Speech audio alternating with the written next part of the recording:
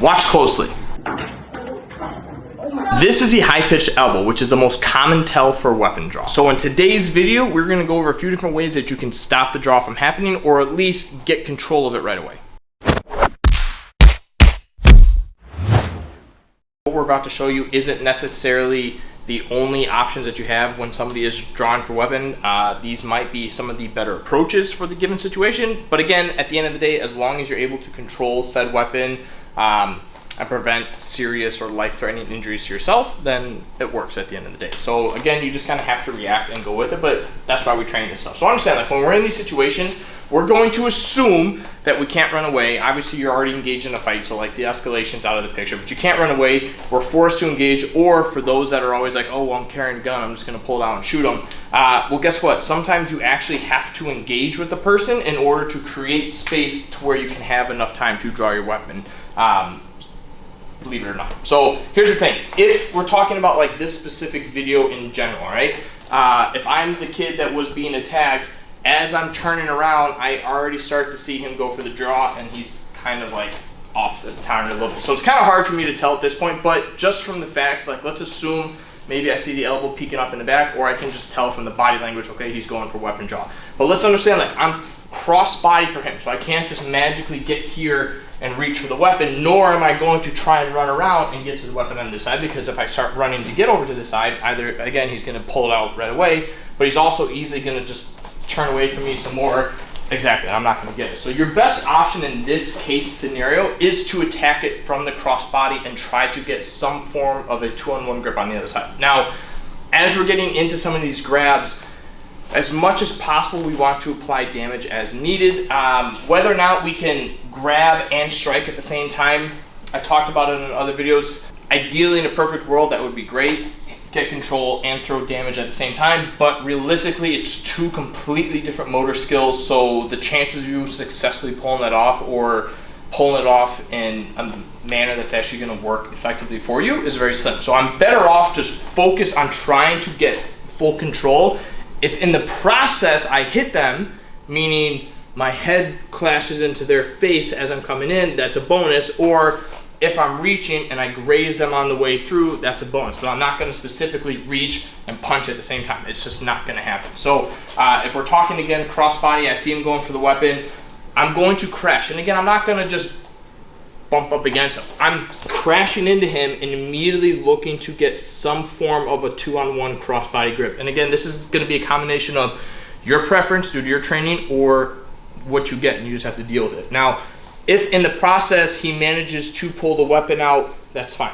If I get control here, because again, even if he has the weapon drawn, I now know, one, what the weapon is, and two, I know where it is. So I'm fine with that as long as I have control. If it's one where I'm grabbing here and he's got a loose weapon, well, that's a different story. But if I'm able to get control, even with the weapons drawn, that's fine by me. For those that want to sit here and say that we should never go to the ground in a street fight, this is a perfect example of when you should, because I don't want to stay standing up here with a weapon. At this point, I can put enough pressure, even just by kind of sucking him in and doing a body lock takedown, where I literally just pressure and start walking into him, and I can get him to collapse. And now I have full control of the weapon from my grip alone, but also for the fact that his whole body weight and my body weight is on top of it. So this weapon is completely useless at this point, and I've got the pressure now on top. From here, again, I can maintain control, or at least at the bare minimal, I can utilize one hand to post, and now I can use my other hand and apply whatever damage I need to, but this weapon isn't going anywhere. And if you even consider switching hands, like I'm in a position here where again, I can immediately just lock it down, staple, like there's not really much he can do from here that I'm not gonna be able to control at this point. Now, I don't necessarily have to pass that way. Like again, there's other options from here. Maybe I start to kind of body lock and he starts trying to resist or square up with me. I don't want him squaring up with me, because now as he squares up, I'm gonna have to be able to switch hands, which we'll get to in a minute. So my better option, if I feel that pressure, is just to look to take him down. So backtrack a little bit. If I'm doing this body lock pass and it's not working, I can now either take this back leg and sit through, or I just drop and put pressure on that far hip and get him to, again, to come straight down. And again, I'm looking for the idea that his body weight plus my body weight is on the attacking hand. There's not really much he can do from this point. Now, if I have control here, and as we mentioned, he starts really squaring up, maybe I'm just not able to stay as tight. He starts working this arm back a little bit more. Again, usually they're gonna try and push off with that hand. push, push, and then utilize that step, yeah. So as he's squaring back up with me, I might have to transition to this side. If that's the case, I'm driving this head pressure in because this is now gonna be the crucial point. And as I drive this head pressure in, if I can't get to the back, now ideally, if I'm working to the far side, my better bet is to work from the back here and then slowly start working to switch my grips and get to the far side, just because again, I'm avoiding the front. But if this is the case, he starts squaring up aggressively, I'm gonna now switch to like a flashlight grip, keep this head pressure in front, and then at the very minimal, I would prefer to get to some form of a 2-on-1, and now I've just completely switched sides and I've got control here. So that's just like an option if they do start squaring up. Again, I'm gonna try, and if I get to this position, I'm gonna try and take you down as fast as I possibly can, but that's just an option. Now, let's assume for this scenario that again, I'm the guy being attacked. The moment I turn around, he's in front, like we're squared up to each other now, right? Before he's off to the side a little bit more, now he's completely squared up to me. I see him going for the weapon draw. Now again, weapon's not out yet, but I see the draw happening. Now again, realistically, in a perfect world, it'd be awesome if I can get control here while also striking at the same time. It's gonna be very difficult to do. So my better option, I would prefer to have my outside hand get control of the wrist right away, with my inside hand getting control of the arm right away. That's what I would prefer to happen.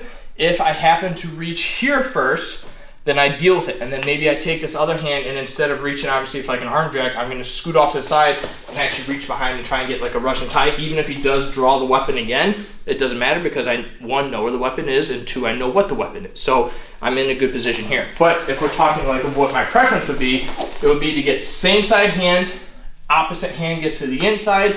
Again, if we're talking about the accidental strikes, it would be one where as I'm coming in, my head's driving right into his face to apply damage. But once I get this position, I'm going to arm drag across, and then again, get to like a Russian tie.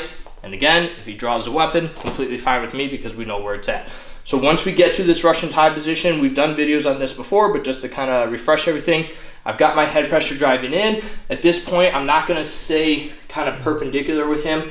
I'm gonna work a little bit more off at an angle and start immediately driving pressure down just to get him to come down from here. At this point, I utilize my shin, staple the wrist as quickly as possible.